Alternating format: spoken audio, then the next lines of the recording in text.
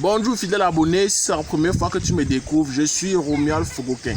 Je fais dans l'agriculture, dans l'élevage et dans l'agro-business.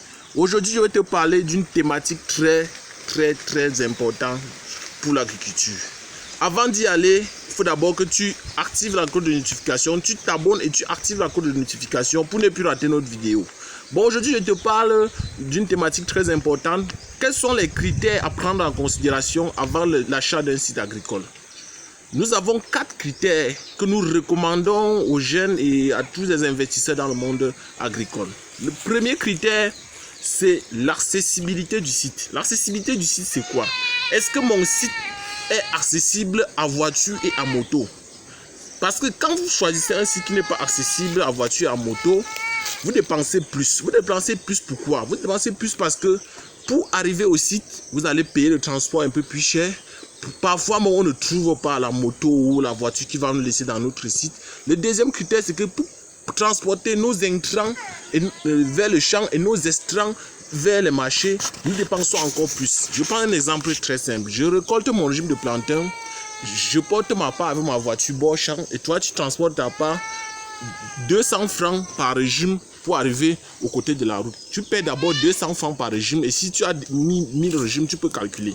Le deuxième critère, c'est le réseau. Quand tu choisis un site là où il n'y a pas le réseau, quand je parle de réseau, je ne parle pas de réseau pour faire les WhatsApp et Facebook, je parle de réseau pour la communication, pour que les travailleurs peuvent communiquer avec le promoteur facilement. Parce que quand on ne peut pas communiquer avec toi facilement, si tu fais dans un projet comme l'élevage, s'il y a une attaque de maladie, on ne peut pas t'appeler immédiatement. Avant de revenir, on aura déjà perdu presque la moitié du cheptel. Après le réseau, il y a la proximité de l'eau. Surtout si vous êtes dans des zones comme le centre, le sud et l'est, qui ont un climat, qui font partie de la zone agroécologique bimodale, c'est-à-dire 2 saisons sèches et 2 saisons de pluie. Le plus souvent, nous sommes appelés à ajouter un système d'irrigation quand besoin se fait sentir. Et souvent que si tu n'as pas l'eau à proximité, tu ne pourras pas utiliser le système d'arrosage par aspersion, le système d'irrigation par aspersion. Tu seras obligé de créer des puits aménagés, ce qui va te coûter plus cher et qui aura aussi des restrictions parce que tu ne pourras pas arroser une très grande superficie. Le dernier facteur, c'est la fertilité du sol. Pour connaître la fertilité du sol, le plus souvent, il faut faire comment?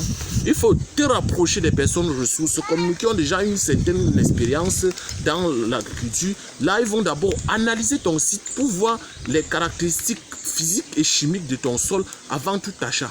Donc, c'était Romuald Fogokin. Merci pour la vidéo. À plus.